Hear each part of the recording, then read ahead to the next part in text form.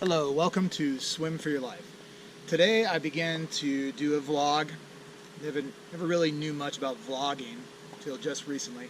I've created a series of videos really helping parents to learn how to teach their kids swimming. I'm the owner of Swim Lesson Club USA. They call me, Coach Q. So today I really want to find a way to address some things that are going on in the world, just kind of in an easy way, the way I've been able to make adjustments in the way I see things, to go from just kind of a corporate normal life to really living out my dreams and pursuing my passion and living out what I believe I'm purposed to do. I think it's very easy to get just kind of caught up in what we perceive to be the norm, or like how we just get caught up in the rat race as it goes, going to work, coming home, eating, going to sleep, waking up, going to work. I mean, that's how a lot of people live their life in like a real Groundhog's Day type of world. And I was there for a long time. I went from right out of college, pursuing my dreams on fire, to, well, I'm going to go ahead and I'm going to do what I think I should do, what everyone that is successful, well, what I perceived was successful at that time, is doing as far as a corporate career. I believe that if you're not living your purpose, or you're not passionate about what you're doing, if you don't wake up every day being excited, then you should evaluate where you are.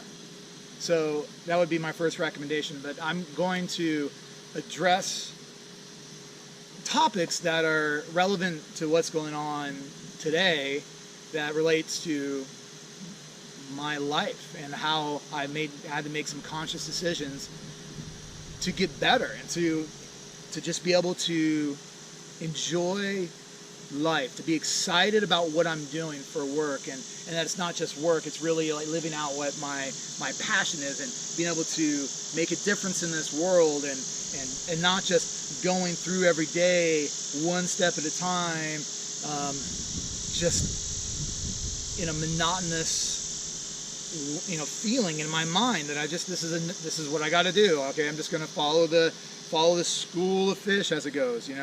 I'm not doing that anymore. I'm swimming upstream. I'm zigging where they're zagging and all of that jazz. I'm going to basically identify a problem. Right now, this week, I'm going to focus on depression. There's been some really tragic events over the last couple years, more than I've ever remember in my life. I mean, I'm 41 years old. It's not like I've, lived, a lifetime.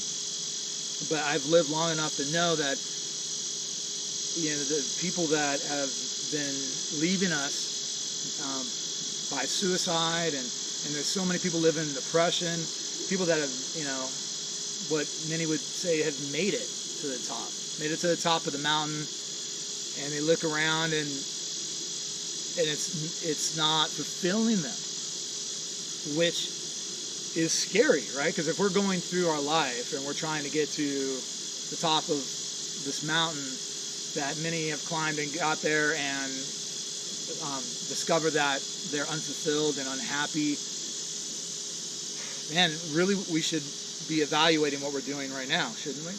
Because when I made that conscious decision to do what I know now is my passion and is, what I believe is my purpose in life, to be able to make this impact, I am now more fulfilled than ever. I'm working more than ever, but I have this unlimited source of energy that fuels me because I'm living out my purpose, corny as it may be. Okay, so we're addressing depression, right? So that's way too broad of a topic, and I'm not a doctor or even close to deal with that. I'm dealing with this type of a topic the way I've dealt with it in my life, or whatever you want to call it, that's holding you back. And depression being, if you're in depression, nothing else really matters because you're in this cloud. I've dealt with it with my family. My mom was really sick and dealt with a lot of depression, and it's that cloud. I mean, this is real. I get it. I mean, it's not something that, you know, you can just, you know, laugh your way out of, or really, you know, take a pill out of. I mean, some, you know, pills work for people, some people, but, you know, I think that there's a broad spectrum of things that need to happen to really get better. And so my mom was, you know, ended up with a lot of depression, really bad because of her illnesses, and even my wife, she deals with illness. And then for me, like I ended up in depression because I wasn't living in my purpose. So, you know, and it ended up causing all these problems, you know, obviously in my life and my marriage. And is this it? I guess, you know, when I'm looking back, that's what it was like. It's like, okay, well, you know, it's almost like I had given up to a certain extent, that this is just how my life is going to be. I'm going to be in this rat race, and you know, I got all these bills now, a house and all this stuff, and now I got to pay for it, and that means I got to, you know, go through the rat race, and it's just, you know, that's not a way to live, you know.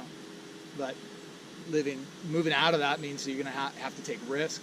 But today, I just want to challenge you to smile more. So one of the biggest concepts that was, you know, seemed foreign to me was to smile all the time. Smile at strangers, smile at people that are not nice to you. Just smile to smile. Try it. Smile now. You'd be surprised on what a smile can do for you, and what a smile can do for someone else. Because I believe that another key is to live an outward focused life.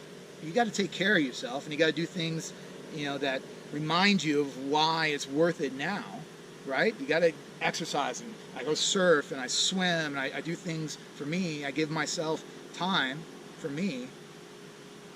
But I want to be outwardly focused. I want to, if I see someone that is hurting, obviously, I want to try to help somehow.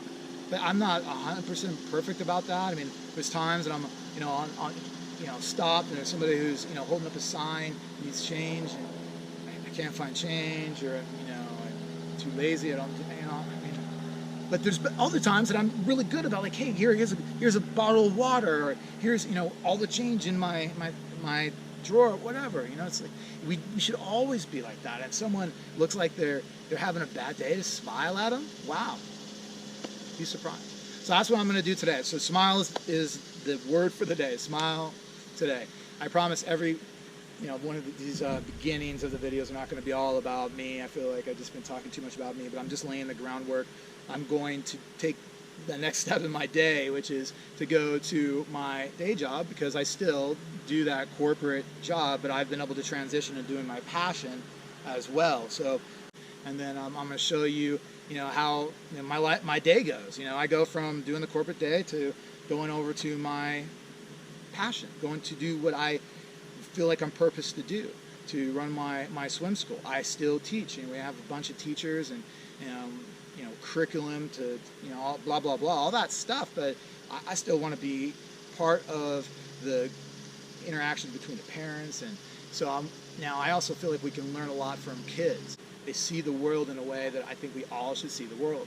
I think that if we can see the world from a child's eyes, it's hard to be depressed. What do you think about smiling?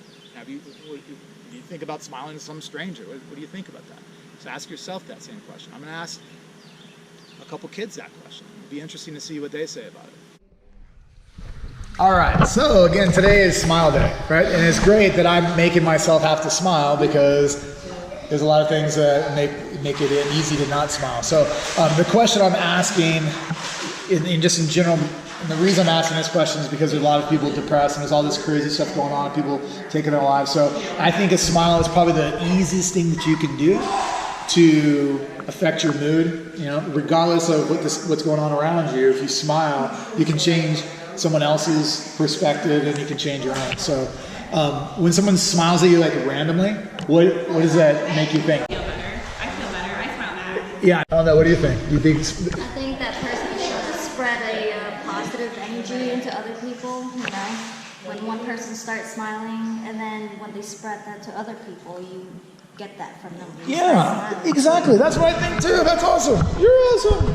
Thank you. when someone smiles at you, just a friendly smile, what does that mean to you? Is that If they walk by me like without a smile, it makes me feel like that they're like just feeling love and they're not being weird. But if they smile, it makes you feel good, right? Even if you don't feel good, that day, maybe if somebody smiles at you, it could be the difference, right? What do you think? Do you like to smile or no? You do like to smile? Why do you like to smile? Just because it feels good, right? It feels good. That's why you should smile. All right, smile. It's the end of the day. Almost 7 o'clock. And I'm getting ready to head home. So I reflect on my day. I think the coolest thing about today was the reactions that I got from the kids when I asked about, so what makes you smile? So that was really cool to see that look on their face, and I did a lot of reflecting about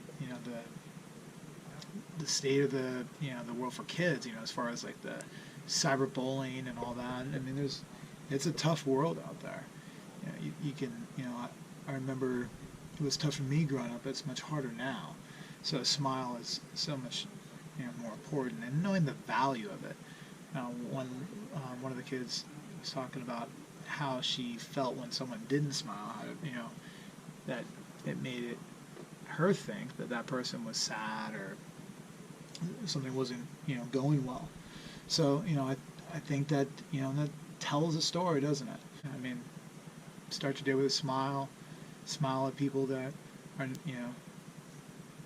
just looks like they are going through life, and you smile at them and they smile back. It's extremely rewarding. All right, so I guess that would be my last entry for the day. So tomorrow will be a new day.